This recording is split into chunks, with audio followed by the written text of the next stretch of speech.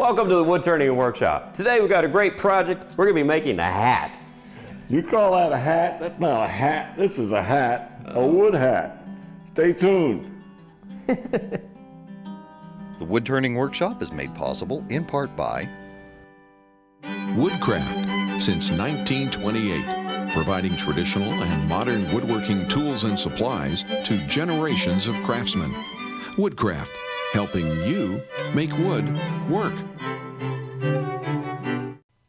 Tormek, water-cooled sharpeners with innovative jigs and setting devices. Getting your sharpening done quickly gets you back to the job at hand.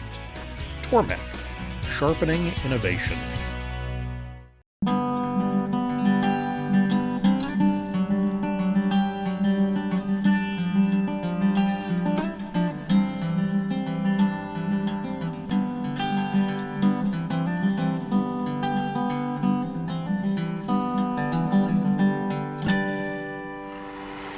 Johannes, it's a pleasure to have you on the show. Thank you, Tim. You are the original hat man. You were the first guy to think, I can make a hat out of wood, weren't you? Yes, I was. It was near on 20 years ago now. I've made, if you count demo hats that I don't number, I've made over 2,000. How did you get the idea to make a hat? Well, I was always a hat guy. I have pictures of myself when I was this tall wearing hats. I just gravitated to hats all my life. In Vietnam, I wore my leather hat. I didn't even wear my steel pot. They wanted me to wear my steel pot, but I refused. Yeah. So I was just a hat guy, and you know, searching for new expression, the artist's greatest motivation to try to make something that hasn't been done before. And in the woodturning world, there's so much now that's been done, and so hats just occurred to me. And also because reading about turning green wood, you could do that. It was written by a guy named Bruce Hoadley, that as long as you turned it thin enough so it could dry without cracking, and that for like a 12-inch bowl was about 3/8 of an inch. I thought, gee, if I went really thin, it could dry and become, that was the big problem with turning green wood. You had to accept the ovalness, like it was a bad thing. And I said, gee, I kind of like ovalness. Ovalness is okay. And then that's where I got the idea. Like, wow, I can make a wooden hat. Right, because everybody's head is oval, so why not take advantage of it? And you obviously didn't stop at making a cowboy style hat. You made a lot of different styles. I went to every kind of style that actually could work. There are certain kind of styles that will not work. Like a Smoky Bear hat with a very flat brim, impossible to make the oval shape. You need some upslope of the brim into the crown to be able to squeeze the ovalness without tearing it right there at that juncture. And the wood you've picked is just phenomenal. And the hat you're wearing right now is a special type of wood, right? Well, this is like the pinnacle. As far as I can see, you really can't even discern that it's wood. Yeah. It is very unique because it's a unique piece of wood. It's madrone burl. Madrone grows only in the Pacific Northwest, where it rains all the time, near the coast. It loves water. So that's why it shrinks and moves so much. Other woods, when I figure the shape and ovalness and size and turning process, I add about 1/4 inch, or a little more for shrinkage. In madrone, I have to add at least 1 inch. Wow. So it's all that shrinkage that makes it so nubbly and wrinkly, and it also makes it mobile as it dries. You can really roll it. This kind of roll and this kind of tip down here in the front is not possible with other woods. Right. And when you get a hat like this, what piece of wood do you start with? What's the wood look like? Well, it's a big hunk of ugly wood. It's a half a log, like something like this. These generally weigh about 100 pounds. Soaking wet. The wetter, the better. My saying is, tree today, hat tomorrow. So you've been to the bandsaw, and this is what it's supposed to look like before we start turning, right? A nice round, obviously, and then tapered by tilting the table of bandsaw. It loses about half of its 100 pounds. It's okay. A 50-pound chunk of wood that goes on a lathe. Wow, yeah. And where do we go from here? We have one already mounted that we're just going to move on. We can just prepare the edge.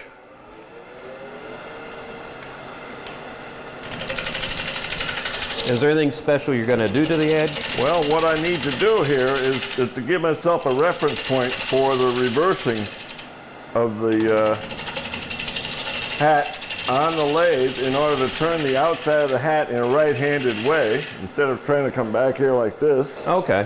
you want to be able to turn it this way. The first hats I made, I actually did that way. It didn't occur to me to reverse them, but it didn't take long to figure out that reversing would be a good thing. You're also curving, aren't you? I'm giving it a little up curve because we're doing a range rider style. See, I'm not quite out of the chainsaw cut here. Okay. I'm going to go a little higher up.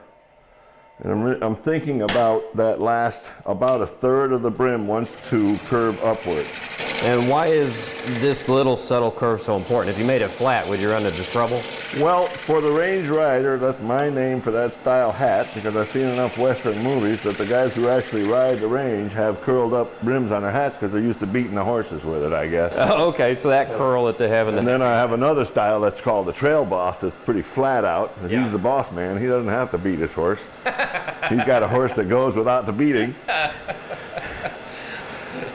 I just feel bad for the horse. So the range rider style is rolled up, so a little turn shape to encourage that roll is a good thing. Now, do you ever touch this edge again? No. No, I'm roughing it in. It's a big tool. It's a 3/4 inch deep flute gouge. And right now I'm still sort of roughing. I'm getting rid of, obviously roughing now, getting rid of the lumpiness from the saw. But before I reverse this, I will take a smaller tool and get that a little more finished.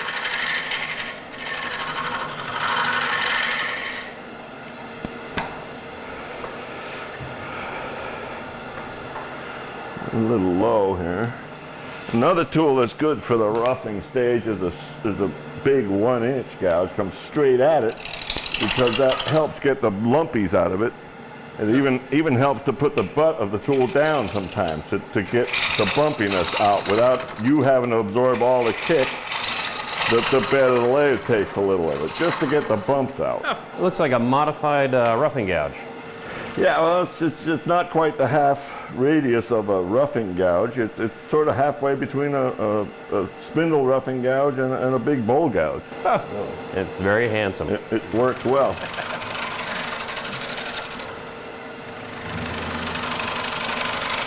And just a pull cut across here to sort of smooth that out a little bit.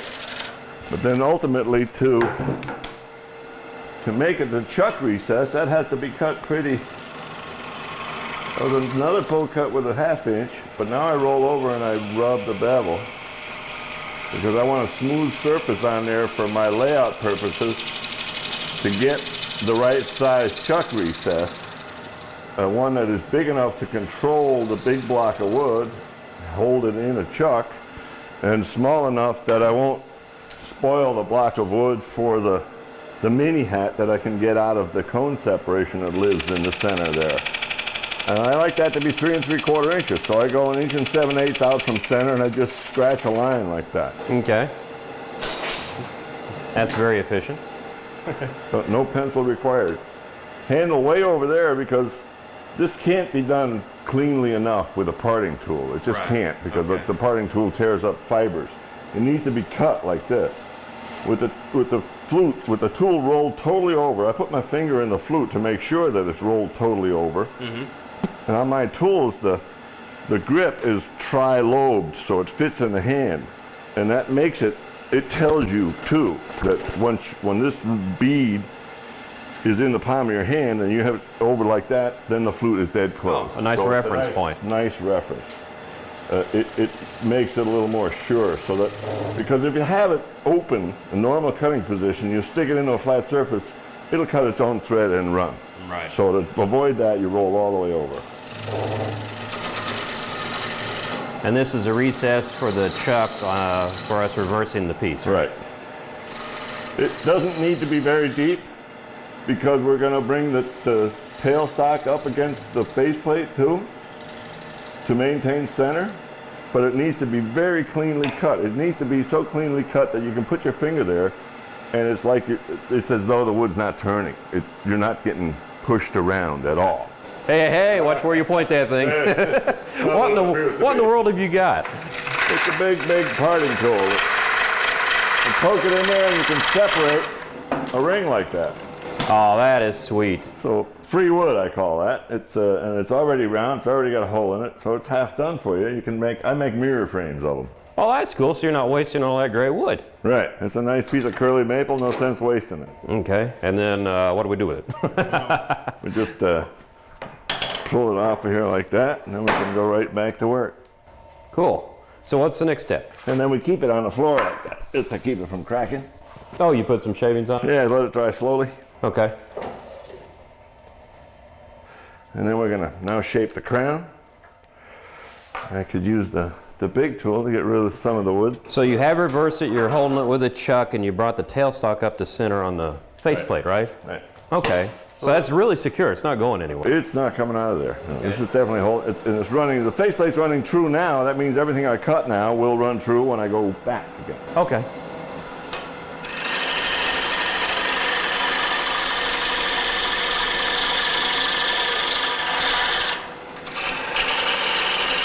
So the coring of that actually saves you a lot of turning too. It did save a lot of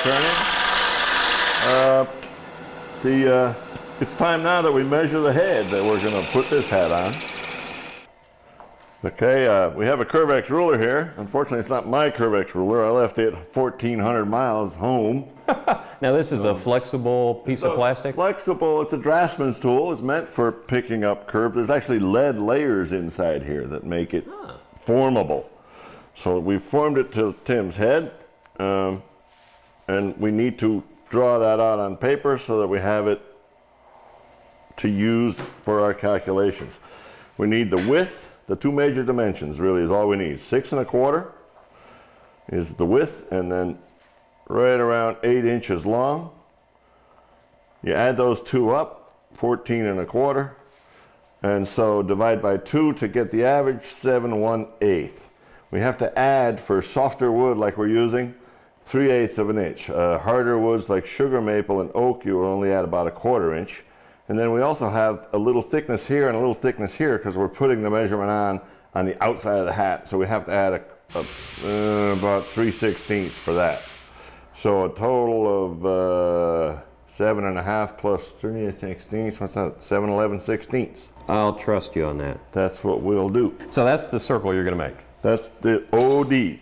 So I take this caliper and set this to that dimension. Nice calipers. Yeah, well, that's the one thing you really need for hat making is a pair of calipers that are big enough. All right, we've set the calipers for the dimension we're looking for, and we can see I stayed a little big to get what we needed, and now I can bring that. I want to actually create a cylinder here. I want to make the size parallel to the bevel lathe so that we have a cylindrical condition. And I'm actually doing this a little high on the hat just because if I were to cut inward here a little bit inadvertently, then I could still save it, because after the brim shaping is when I would move this dimension down to where it's really going to be. Okay, I did the rough cutting with the 1/2 inch tool, and I checked the calipers, and they were still not dropping by, so I need a tiny little cut more, and I'm still tapering a little bit so that I still have wood down low where it counts. And so really what you're saying is this is not the top of the brim yet. You got that much wood underneath it. Yeah, I got to drop down about another 1/2 inch still. Okay, okay. Here I am now. I'm by, I'm good, and that's, now it's time to swing around and start working the brim. And this is where light comes in handy? This is where the light needs to move around behind. Okay, here's another place where it's very important to have the tool totally closed. The tip needs to be vertical so it doesn't tear up that thin edge. And that, roll the tool over and feel that the handle is in the right orientation, then you can get in there. Once you're in there 64th, then you can roll the tool open and push. Now that's establishing the very edge. Now I take the 1/2 inch tool to clear wood away with an open sort of a side grain cut, removing wood until I see some light. You can't go the whole distance right away. You have to take it in small stages. Now that I have what to rub a bevel on, I don't need to roll the tool over again. I can just rub my bevel and go. And this gives you the cleanest cut rather than doing a full cut. The bevel rubbing clean cut. The other cut was just open tool against side grain to remove wood quickly. And if somebody really tried to be brave and do this all the way back to the brim or the inside of the hat, that thing would get warpy and wobbly. Right. If the edge, if you get too much, too thin, too soon, the edge starts to do this, and then you can't go out there again. And now you're just going to keep working your way back? More bites like this, clearing wood out. You can see here I'm cutting against side grain. I get nice big fat shavings. If I push end grain, I get dust. So that's no good, and it's harder to cut it that way. That's the golden rule in wood turning is never push end grain. And how thick are you going for right now? Back here, you can see there's a little darkness at the edge, and I can see the edge is a big 1/16 of an inch. I can feel the water coming off right now. I'm getting sprayed. Oh yeah. And it's very wet. It'll give up its sap now. So right at the edge, I'm that big 1/16, but back here, I'm free by about a big, almost a 32nd, a big 64th. So back here, if I close the calipers on it like that, I'm shooting just shy 16th. By the time it's sanded, it'll be the desired 3/64ths of an inch. Okay, and now you're just going to keep working your way back until you get to the that part of the hat. This point here is where I'm done on the other side. I still have wood back here. So this part is what I'm doing for translucency now. The rest of the top of the brim I do for shape, and then we do that for thickness once we've reversed it back again. Okay.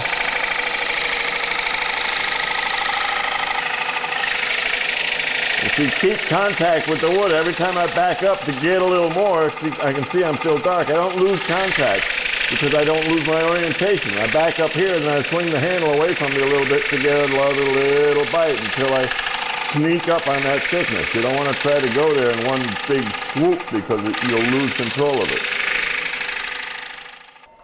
Okay, you've reversed this with the face plate and you've got a curve here, and is that the hat band? That little relief there indicates the edge of the hat band, yes. And that curve of that brim you mentioned is that it's important that about 1/3 curves upward, the next third curves back up into the hat, and then the last third almost straightens out before it hits the hat. Needs to hit the hat about at least a 1/2 inch above this edge here, because it needs to come up into the hat for the bending's sake. Then we can bring the light behind here, and you can see the part that I have done to thickness already. And now we need to carry that amount of light up around. So again, with a 1/2 inch tool, clearing cut, clearing wood away until you see some light. Try to make it fairly even so that the amount you need to take away with the 3/8 tool, the finish cutting, is equal all around. There's a phenomenon here that on the whitewood especially, it needs to get brighter as it goes up here, because as we go up this shape, more and more end grain gets involved, and end grain translucens better than side grain. So to have the same thickness carry up, we actually need to be much brighter up in here. Gotcha, because end grain's almost like a straw. Right. And so the light goes through the straw a lot easier. And right here at the bottom of this valley is pure side grain. So that needs to be sort of gray. Not as gray as it is right now. We'll do something and then we'll measure. That would be a shear scrape kind of cut, which is not the best because the grain is that way now. So we want to really roll the tool over and do a rubbing bevel. And I'm shooting for about the brightness that I expect it will be.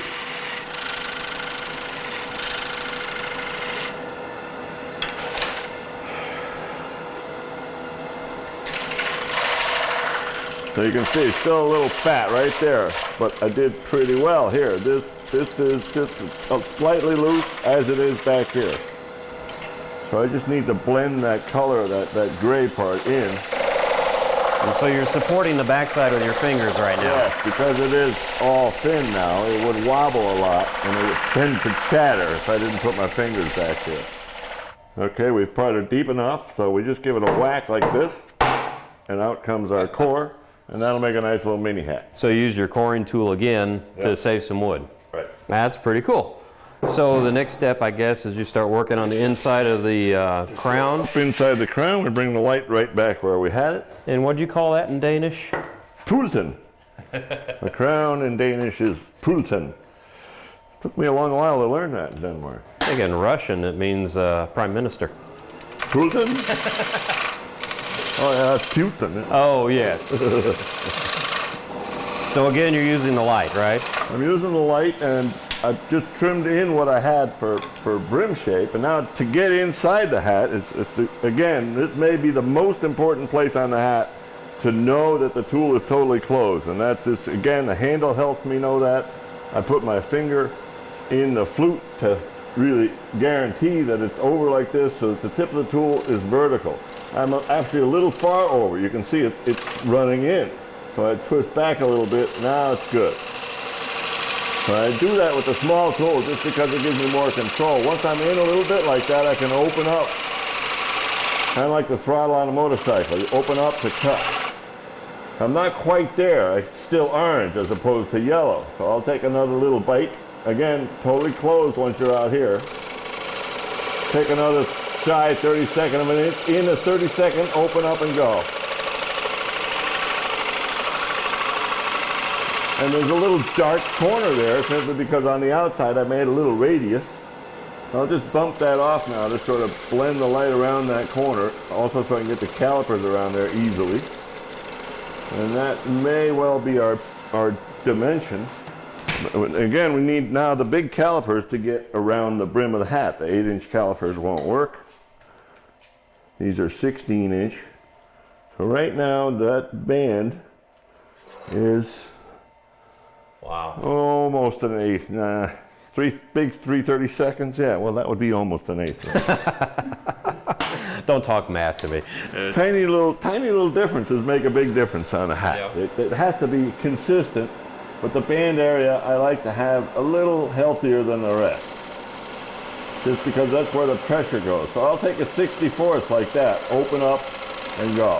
And you can see inside is the brightest so far because of that end grain thing. There's more end grain in there than there is even here on the brim. Okay, we're about to the final cut. Where the color we like is right here. It's a little dark the edge of the band, but that's expected. So I need to pick up a nothing cut here and make it turn into a 64th of an inch and carry that up on through so that the color goes with me. We get a consistent color, that darker part up there gets lighter. Wow. Nice tool control. Well, it's all about that grind. It's the special grind that I use with the cheeks swept way back, rounded, so that I have a rubbing bevel. Even if I'm straight up with the tool like this, I have no problem rubbing a bevel on both sides.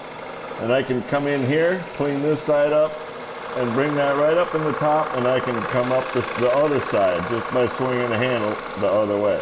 Okay. And then, so now that's done. We're happy with that. I'll slow the lathe way down to about 100.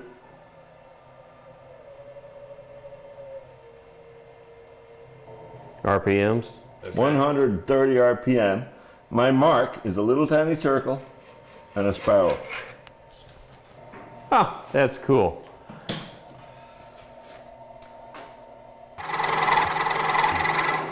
Wow, this is really looking good. You just about got the top done, don't you? Right down to the nitty-gritty here. We're getting rid of this nub that's helping keep it on the chuck, although the new method is really secure. And you do have light, and we're seeing light, but how in the world are you getting the light to be there? I mean, how do you do it? Every spindle has a hole in it, and there's a light rod that goes out through that hole in the spindle. It's powered, and it's standing still inside the chuck while I do this turn. That is so cool. And you're using a fluorescent light because there's less heat, right? Yeah, a lot less heat and more vibration resistance too. The bulb is not likely to blow. Cool. So you're going to work on this a little bit more and then you're going to sand the hat, right? That's it. We're almost there. Okay, with the sanding all done up to 320 grit, we're going to color the brim with a little decorative color. The black I'm using is ebony. It's a skinny little stick sharpened to a point, and I press it in there and it gives that color. I like the ebony on the edges of the band and then rosewood in between, leaving a little white gap. Adds another detail, and then I fade it toward the middle. Dark at the edges and fade it in toward the middle. Gives a real nice look. That's pretty cool. And on curly wood, it'll pick up the grain, and it'll maybe even look a little like snakeskin if we're lucky. Well, not so much snake effect on this one. Well, now you're showing how you make the circle into an oval, right? Yep. Turn it thin enough and it can be bent quite easily in this very simple wooden spring rubber band arrangement. You put it in here and just kind of wait for it to happen, do a little adjusting during the course of about 24 hours. That's fantastic. Well, Hannes, thank you so much for being on the show. Really Thanks appreciate for having it. me, Tim. I loved being here. It was a real good time. Until the next time on the Woodturning Workshop, keep turning. All righty, we'll keep turning. The Woodturning Workshop is made possible in part by Woodcraft, since 1928, providing traditional and modern woodworking tools and supplies to generations of craftsmen. Woodcraft, helping you make wood work. Tormek, water-cooled sharpeners with innovative jigs and setting devices. Getting your sharpening done quickly gets you back to the job at hand. Tormek, sharpening innovation. For more information about the Woodturning Workshop, visit our website at rsupublictv.org.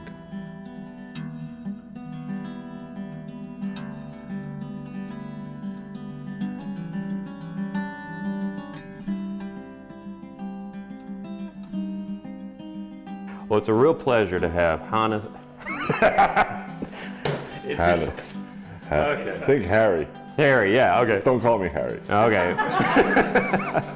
Nobody calls me Harry. To purchase a copy of this program, please call 1-800-823-7210 or visit our website, rsupublictv.org.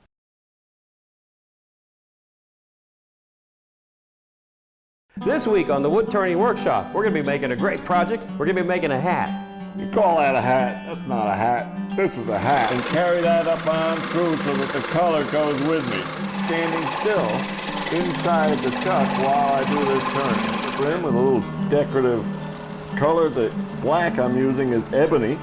Until the next time on the Woodturning Workshop, keep turning.